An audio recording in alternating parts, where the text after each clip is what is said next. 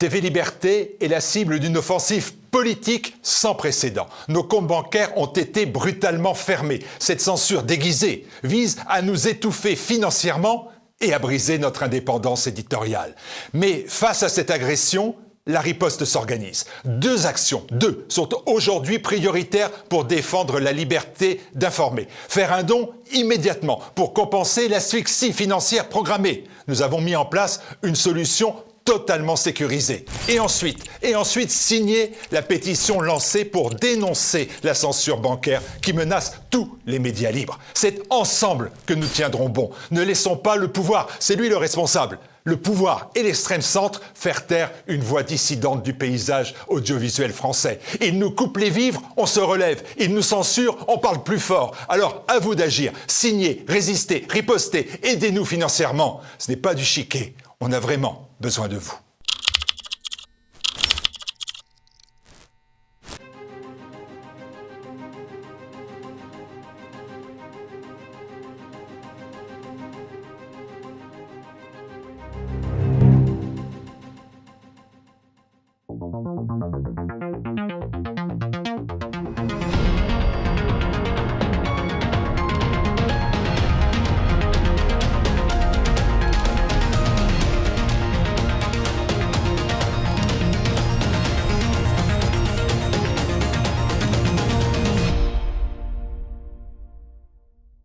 Bonjour à tous et bienvenue dans Immédiat, l'émission qui vous dit et qui vous montre ce que les médias ne veulent pas que vous sachiez. Bonjour Jean-Yves. Bonjour Florian.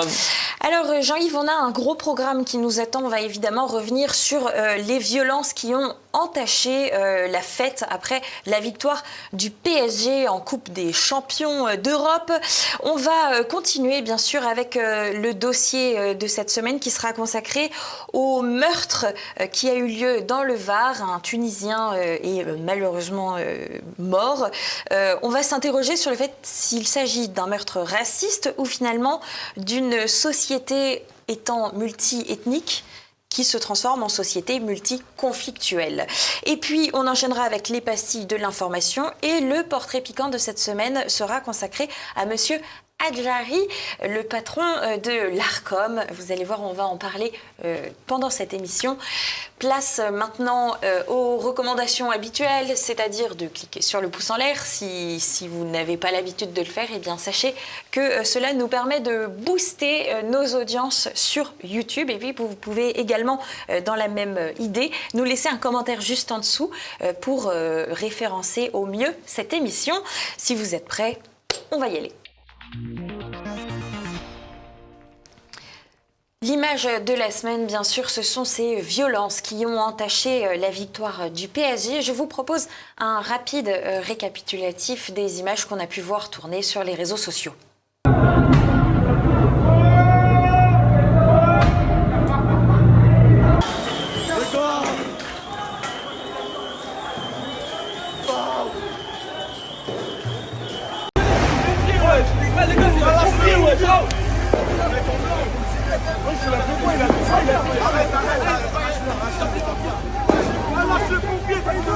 Les gars, on va sur les champs.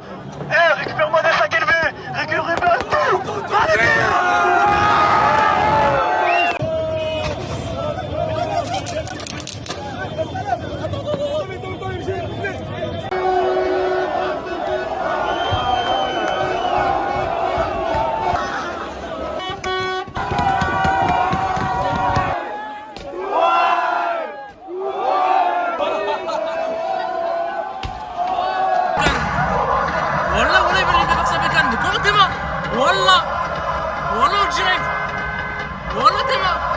Jean-Yves, on voit des scooters qui brûlent, des hommes qui se font retirer, voler, même leur scooter en pleine circulation sur le périph'. On voit des tirs sur les policiers, on voit des engins de chantier utilisés pour défoncer des voitures, des feux absolument partout. C'est un désastre. Et on voit des masses sombres ou très sombres à l'origine de tous ces incidents. Ce sont des hommes, d'après M. Boucher-Petersen, il a raison, de Libération. Ce sont des hommes, mais pour l'essentiel, pas pour tous, mais pour beaucoup, ce sont des hommes d'origine maghrébine ou d'origine africaine. Il faut dire les choses. Oui, parce que donc Monsieur Boucher-Peterson avait mentionné une certaine violence masculine, oui, voire masculiniste d'ailleurs, dans le monde du foot. Peut-être masculine, c'est vrai, mais aussi pour beaucoup afro-musulmanes. Voilà. Et même pour la très grande majorité afro-musulmane, voilà, on va dire les choses. Les jeunes de banlieue. Les jeunes, c'est les allojeunes. Voilà. Les allojeunes, voilà. Ah, l'expression est pas mal, on retient. En tout cas, avec ces allojeunes qui se sont invités dans la fête, il y a également les politiques qui ont tenté de s'incruster tant bien que mal dans cette victoire. Et je vous propose de commencer par Anne Hidalgo. Elle n'était pas présente aux célébrations à l'Élysée, qu'on verra juste après, mais on regarde notre chère Anne, maire de Paris. Après tant d'années de galères et de combats, oh pour toi Paris SG, on va se casser la voix et on s'est cassé la voix. Ici c'est... Oh non, c'est pas assez fort. Ici c'est... Et Paris est champion d'Europe. C'est assez misérable. Même le Huffington Post dit qu'elle tente maladroitement de se rattraper au Conseil de Paris. C'est triste. Un désastre, voilà. Oui. La place est à prendre pour les municipales de Paris qui présenter, arrivent très bientôt. Oui, au vous fond, avez peut-être vos chances au fond. Peut-être, je vais peut-être me présenter, c'est une idée. Je vous propose maintenant, Jean-Yves, de regarder les festivités qui ont eu lieu le dimanche, le lendemain donc, de la victoire du PSG, à l'Élysée, sur invitation d'Emmanuel Macron. On regarde ça tout de suite.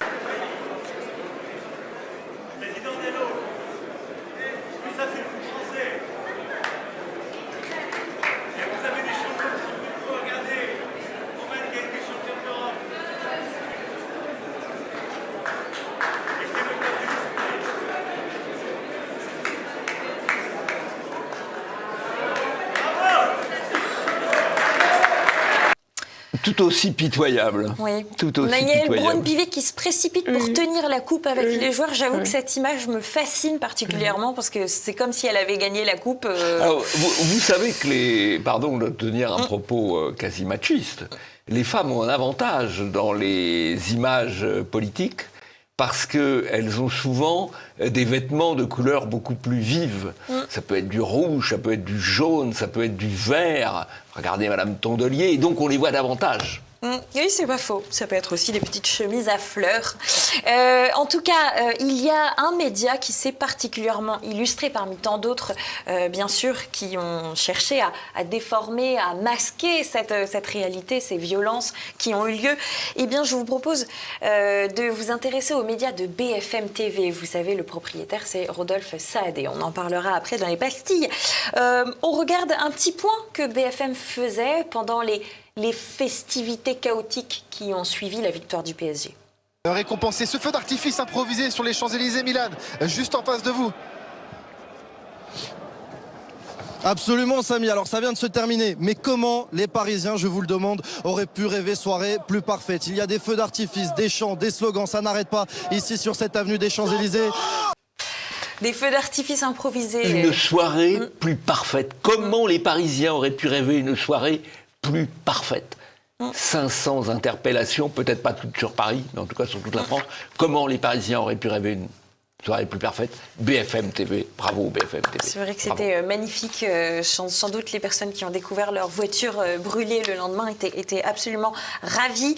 BFM TV qui, le dimanche, donc au lendemain de la victoire du PSG, publie cet article, Ligue des Champions, la fête vire à la guérilla. Le PSG a vraiment gagné, point d'interrogation. La presse étrangère choquée par le chaos à Paris. Je vous cite quelques extraits de cet article. The Telegraph, ce qui devait être une nuit de célébration s'est transformé en une nuit de tragédie, regrette The Telegraph. Des voitures en feu dans les rues, des arrêts de bus détruits, des groupes de jeunes envahissant le périph', immobilisant la circulation, un jeune homme violemment dépouillé de son scooter, un cycliste affalé sur la chaussée après avoir été renversé de son vélo de location Vélib par une voiture. Liste The Athletic évoquant des images choquantes. Mais aussi un journaliste allemand de Bild titre « Les grandes acclamations se sont transformées en haine ». Et puis également « La fête vire à la guérilla », titre de son côté le site italien La Repubblica. La presse européenne est unanime, Jean-Yves, sur ces violences. Et pourtant, à la même heure de sortie de cet article, sur BFM TV en direct, c'était une émission Affaires suivantes qui tournait, dans laquelle l'invité était justement le journaliste police-justice de BFM TV. Pensez-vous qu'il parlait éventuellement de cette nuit d'horreur qu'ont vécu les Parisiens? Eh bien non. Non, il parlait des tueurs d'extrême droite, une menace française. Ça fait très peur. Oui, et puis c'est étonnant quand même toujours. Voilà un journaliste qui va faire une belle carrière, comme un certain nombre de ses confrères. Paul Conge, pour Paul ne pas le citer. Paul Conge. Notez ce nom. Il y a quelque chose de très dystopique. En tout cas, si on s'intéresse à un autre média, je vous propose un petit point sur l'AFP, donc l'agence France Presse. Le lundi matin, je me suis rendue sur leur chaîne YouTube. Il y avait 10 vidéos AFP qui concernaient ce match de foot, cette victoire du PSG. Et dans ces 10 vidéos, ça fait quand même beaucoup. Il y a peut-être un supporter de foot parmi les responsables des publications de l'AFP. Eh bien, il y en a 2 qui mentionnent, je cite, des incidents, et une autre vidéo qui mentionne des tensions. Sinon, tout le reste, on a le Parc des Princes s'embrase pour le PSG, Paris explose de joie, la Tour Eiffel célèbre la victoire du PSG. Alors, le terme embrasé et explosé, c'était pas si loin de la réalité, finalement. Le terme embrasé pour le Parc des Princes, c'est très juste, parce qu'on trouve encore des voitures calcinées sur la porte de Saint-Cloud, on en trouvait hier, en tout cas. Donc, effectivement, ça s'est bien embrasé. Alors, l'agence France Presse, c'est l'agence France Propagande, l'agence française de propagande. Et la propagande est double, parce qu'il y a la présentation massive de la liesse, de la fête, etc. Et en même temps, il y a l'occultation des violences présentées sous le terme incident ou tension. Alors, je signale qu'il va probablement se créer assez prochainement sur et à travers la presse alternative et les médias sociaux, une agence de presse alternative qui permettra peut-être de faire émerger les événements que l'AFP voudra occulter. L'AFP va perdre son monopole et ce sera une très grande chose. Alors les réseaux sociaux finalement ont fonctionné à fond, c'est grâce à eux qu'on a pu voir ces vidéos des exactions qui ont eu lieu, cette fameuse culture des quartiers et finalement cette barbarie ordinaire qui s'est emparée aujourd'hui de la France. Emmanuel Macron a déclaré que face à ces violences, nous serions, et la réponse de la France serait implacable. On écoute Emmanuel Macron. Et donc je vous le dis, la réponse de l'État sera à la hauteur. Nous poursuivrons, nous punirons, on sera implacable. Le football, ça n'est pas cela. En aucun cas.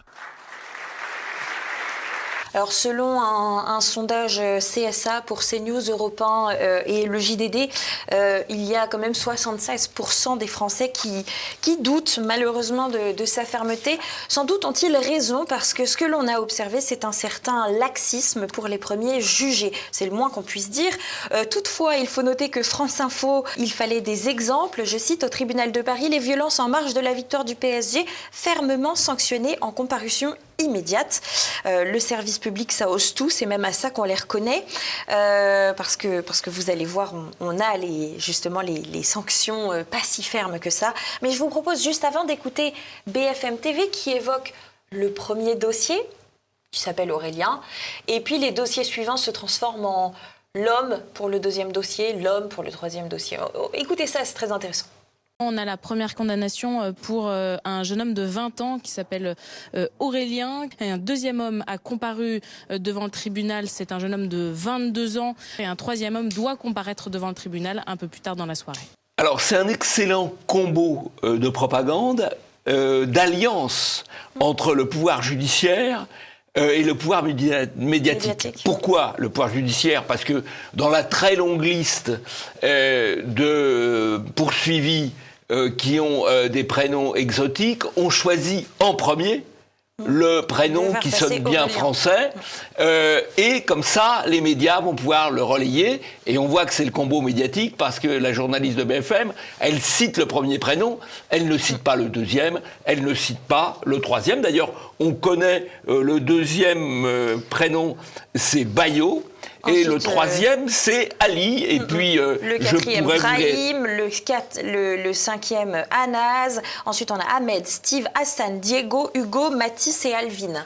Voilà. Entre autres. Parce qu'il y en Voilà. a Entre d'autres. autres, c'est le début. Mais vous voyez le combo, mais c'est l'alliance entre le pouvoir judiciaire et le pouvoir médiatique qui explique la situation dans laquelle on se trouve à peu près pour tous les sujets, que ce soit l'immigration ou la sécurité en tout cas. À noter que ce jeune Aurélien, pour ne mentionner que lui par exemple, a tiré des mortiers sur les forces de l'ordre, et c'est pour ça qu'il était poursuivi. Il s'en sort avec 3 mois avec sursis et 500 € d'amende, ce qui n'est pas grand-chose. La plupart des condamnations sont à l'avenant. La plus grave condamnation, c'est 4 mois ferme, alors que la peine requise avait été 9 mois aménageables sous bracelet, donc 4 mois ferme, c'est quelqu'un qui n'ira pas en prison. Et ni même bracelet, ni même... Peut-être un bracelet, peut-être. Probablement pas. Sinon, il y a des amendes et des stages de citoyenneté, voire même des relax. Et il n'y a aucun mandat de dépôt. On parle de fermeté. Les types ont incendié. L'incendie, c'est criminel.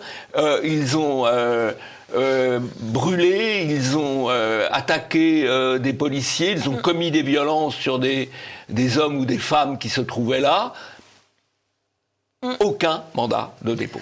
À noter le rôle de Paul Sugy, journaliste pour Le Figaro, qui était également sur place et qui a produit un article récit d'un après-midi passé à entendre les juges faire la morale aux émeutiers, puis les laisser repartir avec un simple avertissement, puisque effectivement, si on n'envoie personne en prison, ça reste de l'ordre de l'avertissement.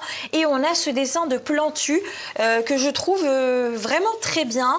Comparution immédiate avec un juge déguisé et maquillé en clown qui dit « Et ne recommence pas, petit fripon » à chaque petit jeune de banlieue, puisqu'il les a habillés de façon reconnaissable, qui saute par-dessus un petit cerceau. Voilà, c'est assez représentatif finalement de ce qu'est c'est pas la justice, en fait, c'est les justices en France. C'est la justice, à privatif de justice. Voilà. Oui. Et Paul Sugy raconte d'ailleurs, parce qu'il est au milieu de ses confrères journalistes, et il y en a un qui dit... il pourrait quand même pas y en avoir un qui s'appelle Bernard. J'espère que le prochain s'appellera Bernard. Voilà. Non. Mais non, c'est dommage. Alors, quelques petits éléments de comparaison quand même. Je trouve ça toujours intéressant pour les peines de prison qu'on peut encourir dans des situations à peu près semblables.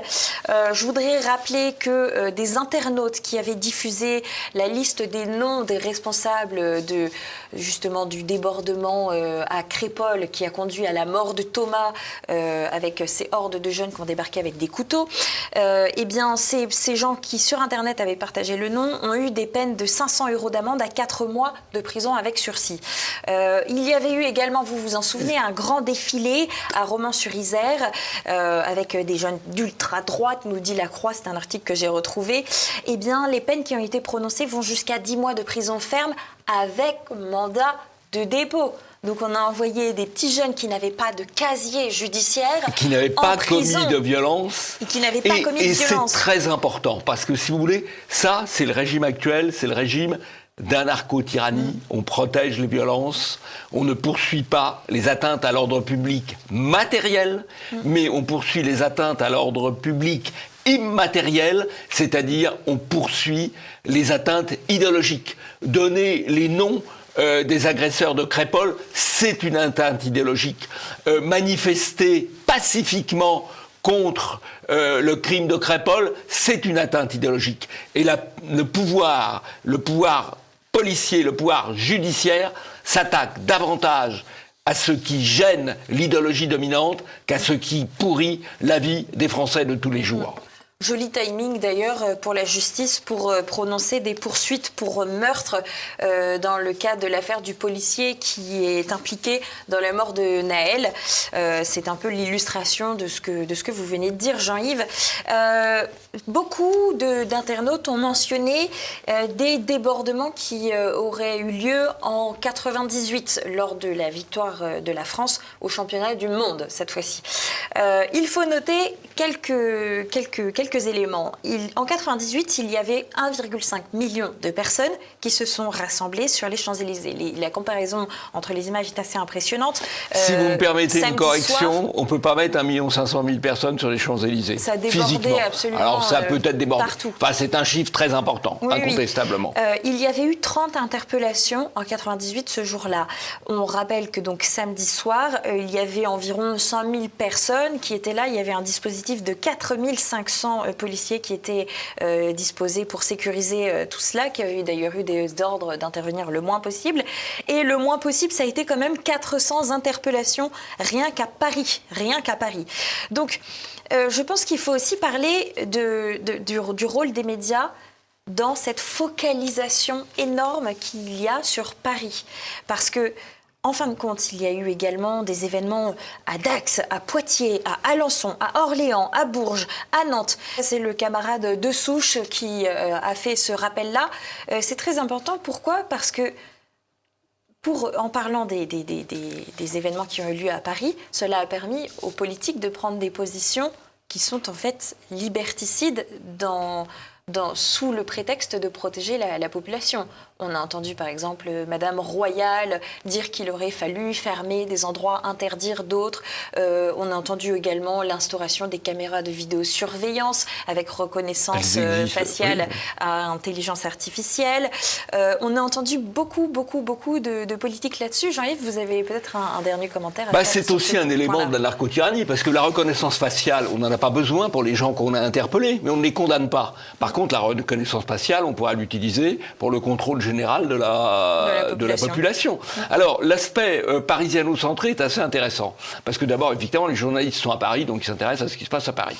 Mais il s'est passé beaucoup de choses en province. Ce qui montre par conséquence que ce n'est pas lié à la victoire du PSG, qui est un club parisien, mais ce qui s'est agité dans les différentes villes de province, c'est pas les supporters du PSG, c'est les minorités ethniques qui ont saisi l'occasion, ou certaines minorités ethniques, ou certaines parties des minorités ethniques qui ont saisi l'occasion de faire le bazar, de mettre le feu, et de créer des incidents par pur plaisir, par pure barbarie, comme dirait M. Retailleau, ministre de l'Intérieur, en théorie chargé de notre sécurité. Eh bien, place maintenant à l'analyse d'un fait divers. Vous allez voir qui s'est transformé ensuite en fait terroriste. Un Tunisien, Hichem, a été tué samedi 31 mai alors qu'il organisait une fête à son domicile. Le suspect, visiblement Christophe B, a tiré 5 fois et a également blessé un autre homme, lui de nationalité turque. Donc on a un Français qui a tué un Tunisien et blessé un Turc. Voilà, donc on a vraiment un crime multi-ethnique qui se mélange. Comment en parle BFM dans le Var ? Il parle d'un assassinat raciste alors que Hichem cherchait une réconciliation avec son voisin. On comprend donc qu'il y a un conflit de voisinage qui s'est très largement enquisté pour aboutir au drame que nous sommes en train de voir. Radio France, meurtre raciste à Puget-sur-Argent. Le suspect interpellé avait diffusé des vidéos racistes. C'est pour ça qu'on a ce qualificatif de meurtre raciste qui est repris absolument partout. Vous allez voir, on voit d'ailleurs le salon de coiffure de l'individu Face Coupe. Voilà, tout le monde fait toujours dans l'originalité dans les salons de coiffure. L'Express ensuite enchaîne. Meurtre d'un Tunisien dans le Var, première saisine du parquet antiterroriste pour un homicide inspiré de l'ultra-droite, nous dit-on. L'Humanité, derrière le meurtre d'Hichem Miraoui, l'escalade mortifère de la droite et de l'extrême droite. Alors comme ça, on a le package complet grâce à l'Humanité. Le Monde, attentat raciste dans le Var, Christophe B, une haine raciale alimentée par la fachosphère. Et puis l'Humanité, il y avait la une du Monde aussi, bien sûr, dans le Var, autopsie d'un attentat raciste. Et l'Humanité qui titre Hichem tué par un terroriste raciste, l'extrême droite passe de la haine au meurtre. Un petit exercice de style pour nos téléspectateurs, Jean-Yves.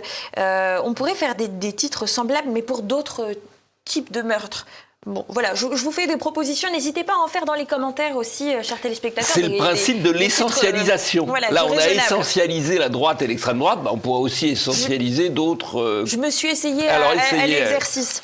Thomas, tué par un banlieusard nuisible, les cités déversent leur violence dans les villes. Ah, je condamne cette condamnez. essentialisation. Policier tué par un islamiste radical, les musulmans haïssent la France et passent désormais à l'acte. C'est Je abominable. condamne cette essentialisation. C'est pourtant purement inspiré du titre de l'Humanité que je viens de vous lire. Alors n'hésitez pas, si vous aussi vous avez des petites idées comme ça qui vous viennent, à les mettre dans les commentaires. Ça pourrait... Voilà, il se trouve que jamais des titres comme ça n'existent dans la presse. Jamais. Jamais, jamais. Jean-Yves. On continue sur ce phénomène donc de l'extrême droite, de la haine, du racisme, du meurtre. Il y a eu des réactions qui ont été reprises par la presse du recteur de la Grande Mosquée à Paris qui a déclaré « Il est grand temps de s'interroger sur les promoteurs de cette haine qui, dans les sphères politiques et médiatiques, sévissent en toute impunité et conduisent à des faits d'une extrême gravité. » Il a également déclaré « Les musulmans ne se sentent pas protégés comme les autres citoyens ». À noter, Jean-Yves, pour terminer, que l'ambassadeur de Tunisie à Paris s'est entretenu au siège de l'ambassade avec monsieur Bruno Retailleau pour dénoncer ce crime raciste et ignoble. Alors, on remet les choses à leur place. La sécurité de ses ressortissants. C'est un crime à la suite d'un conflit de voisinage. C'est un crime évidemment regrettable. Simplement, on va remettre les choses un petit peu en place. Il y a à peu près un peu moins de 8% de population étrangère. Je ne parle pas des immigrés de la seconde génération qui peuvent avoir la nationalité française. 8% de nationalité étrangère, 18% des meurtriers. Donc, la balance est quand même pas tellement en faveur des étrangers. En ce qui concerne les populations maghrébines, étrangères maghrébines, tunisiens, marocains, algériens, 37% des vols avec violence sont le fait de ces populations étrangères qui ne représentent que quelques pourcents de la population française. 37%. Voilà. Donc on peut se questionner sur ce qu'elle fait en France, voilà. en fin de compte. On peut aussi se questionner sur ce qu'elle fait en France. Il faut savoir que, évidemment, des incidents ethniques, une société multiethnique est une société multiconflictuelle. Au cas particulier, mis en scène par tous les médias, c'est un Tunisien qui a été victime, mais le lendemain, on a un Français qui s'est fait tirer dessus. Alors, il n'a pas été tué, heureusement, mais il a été blessé à la hanche par balle pour un incident routier et par un Tunisien. Parce qu'il a klaxonné. Il a klaxonné, donc il s'est fait tirer dessus. Et donc, j'imagine que l'ambassadeur de Tunisie à Paris a appelé M. Retailleau pour s'excuser. Enfin, j'imagine. En pleine crise diplomatique avec la France, vous savez que les relations entre Alger et Paris ne sont pas tout à fait au beau fixe. Eh bien, Rodolphe Saadé, le patron de CMA-CGM, s'est rendu en Algérie pour visiter le président Tebboune afin d'établir différents projets entre eux.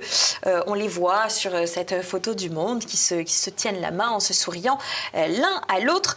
Jean-Yves, il faut faire quelques rappels sur qui est Rodolphe Saadé, quels médias il possède. Alors bien sûr, il y a BFM TV qu'il a acquis il y a 1 an maintenant. Il est également propriétaire de La Provence comme journal, mais aussi de La Tribune, qui est un concurrent actuel du JDD, puisqu'il a lancé une sortie le dimanche. C'est une feuille de chou politiquement correcte, oui, qui essaye de concurrencer sans grand succès le JDD. Absolument. Et c'est en parallèle un armateur, et ça c'est intéressant de le souligner, ce qui explique aussi peut-être qu'il ait des intérêts avec l'Algérie. Qu'est-ce qu'on aurait dit, Jean-Yves, parce que moi je me questionne, qu'est-ce qu'on aurait dit si Vincent Bolloré était allé faire des affaires dans un pays avec lequel la France ne s'entend pas très bien?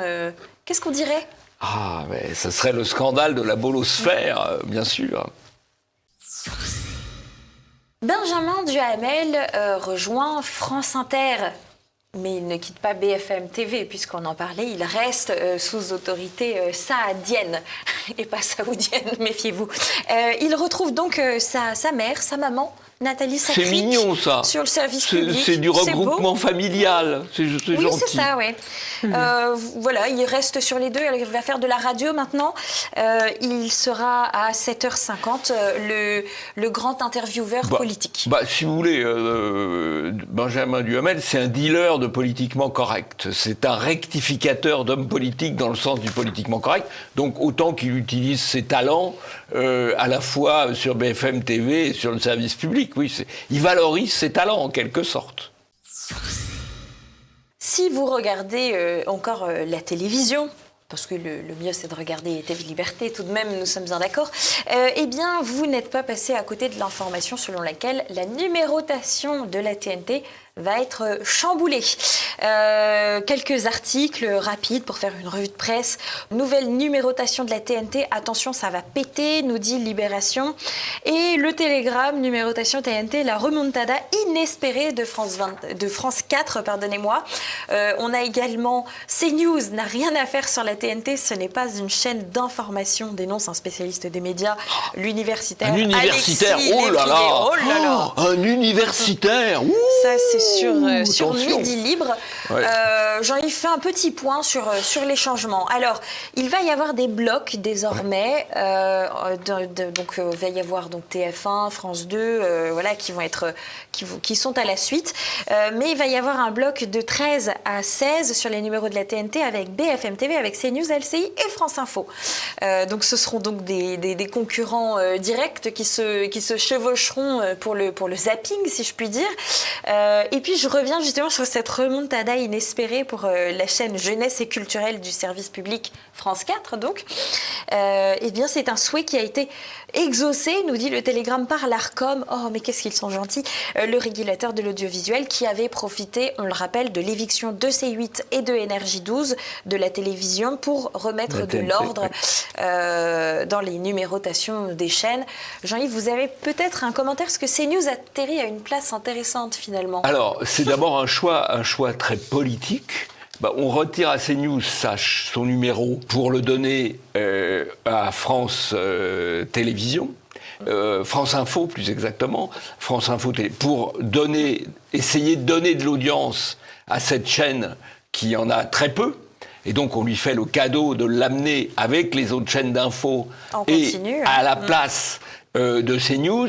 Bon, ce sera intéressant de regarder. Je pense que le premier jour, ils vont avoir un petit pic d'audience et puis très vite, le public s'apercevra de ce que c'est. CNews est déplacé, ce qui n'est pas très confortable, d'un numéro. Ils le mettent au milieu des chaînes d'infos, peut-être dans l'espoir que les autres chaînes d'infos reconcurrencent CNews. Je crois que c'est assez vain, puisque les gens qui veulent regarder du politiquement correct, ils sont déjà saturés. Mais enfin, la manœuvre est là. La manœuvre, c'est de servir le service public politiquement correct avec la chaîne numéro 16, tout comme la manœuvre consiste à donner à France 4, à le mettre au numéro 4, ce qui est peut-être logique, mais qui est surtout un cadeau formidable pour une chaîne très peu regardée, qui n'a pas d'audience. Voilà. Et alors, il faut noter quand même que CNews, qui actuellement a des pics d'audience, ils sont à 3,4% de part de marché en mai, et ils devancent BFM TV qui est à 2,9% actuellement. Eh bien, c'est quand même BFM TV qui atterrit sur le numéro 13 et CNews qui est après. Bon, c'est un petit détail, mais ça veut quand même dire certaines choses. Oui, absolument, c'est bien manœuvré. Alors, vous allez regarder le portrait piquant de M. Hadjari, qui est le président de l'Arcom. Vous serez édifié, vous comprendrez parfaitement pourquoi tout cela relève non pas du tout de l'autorité indépendante, mais de la manœuvre politiquement correcte. Bon, qui n'aura pas forcément un très grand succès d'ailleurs, mais il y a quand même eu un succès qui a été l'élimination de la principale chaîne de la TNT, C8, c'est-à-dire une censure. Et voilà, on est à la fin de cette émission. Merci à tous de nous avoir suivis. Si ce n'est pas déjà fait, je vous le rappelle à chaque fois, eh bien, il est encore temps de cliquer sur le pouce en l'air et puis éventuellement de nous laisser en commentaire vos avis, suggestions ou commentaires tout simplement. Jean-Yves, vous avez mentionné le portrait piquant avec Monsieur Hadjari. On vous laisse là-dessus, chers téléspectateurs. D'ici là, eh bien, vous avez rendez-vous sur TVL et on se retrouve la semaine prochaine. Portez-vous bien. Comment peut-on être persan ? S'exclamait Montesquieu. Si un contemporain posait la question « Comment peut-on être président de l'Arcom ?», il suffirait de répondre « Il faut être énarque et socialiste ». En cela, Martin Hadjari était bien le candidat idéal pour ce poste. Lui qui n'a cessé d'alterner entre les cabinets ministériels ou les administrations au gré des victoires et des défaites électorales socialistes. Il revient à ce technocrate, devenu président de l'Arcom, de veiller au pluralisme dans le paysage audiovisuel français. Ou bien, diront certains, à tout faire pour que l'absence de pluralisme politique perdure, la bonne conscience en plus. Né en 1968, Martin Abraham Hadjari est le fils du diplomate iranien Ahmad Hadjari, ayant représenté la monarchie pahlavi et la République islamique d'Iran dans de nombreux pays. Sa mère, Martine Buron, est membre du Parti socialiste. Elle sera députée européenne de 1988 à 1994 et maire de Châteaubriand. Elle doit en très grande partie son parcours politique à son père, Robert Buron. Ministre de l'Outre-mer sous la 4e République et ministre des Travaux publics sous la 5e. Très engagé en faveur de la décolonisation et l'un des négociateurs des accords d'Évian. Diplômé de l'ESCP et de Sciences Po Paris, le nouveau président de l'Arcom intègre la promotion René Char de l'ENA. Il effectuera un de ses stages au Fonds d'action sociale pour les travailleurs immigrés. C'est ensuite une carrière classique de technocrate. À la direction du budget, tout d'abord, un peu de Radio France Internationale, retour au budget, au sein du cabinet de Laurent Fabius, Radio France de nouveau, l'Opéra de Paris, 2 fois, le secrétariat général de France Télévisions, le ministère de la Culture. Enfin, en 2025, il succède à Roch-Olivier Mestre à la présidence de l'Autorité de régulation de la communication audiovisuelle et numérique, l'Arcom. En 2020, il met sur pied la mission Diversité à l'Opéra de Paris, à une période où certains considéraient que le nombre de danseurs africains était insuffisant. Autrement exprimé, qu'il y avait trop de blancs. Pour terminer, une intéressante déclaration d'intention faite devant la Commission des affaires culturelles le 17 décembre 2024, je cite, « Le Conseil d'État a été invité à préciser la lecture que l'Arcom devait faire de la loi. Il a défini le champ d'application du pluralisme qui devient plus large et inclut l'ensemble des intervenants et des programmes. Il va falloir mettre en œuvre ce cadre avec chacune des chaînes. Il faut pour chaque projet éditorial examiner comment procéder, sans définir des grilles a priori, ce qui pourrait s'apparenter à une forme de censure. Je répète, ce qui pourrait s'apparenter à une forme de censure. Fin de citation. Dans l'acronyme ARCOM, le C de contrôle, pourrait être remplacé avantageusement par un autre C, plus adapté, C comme censure.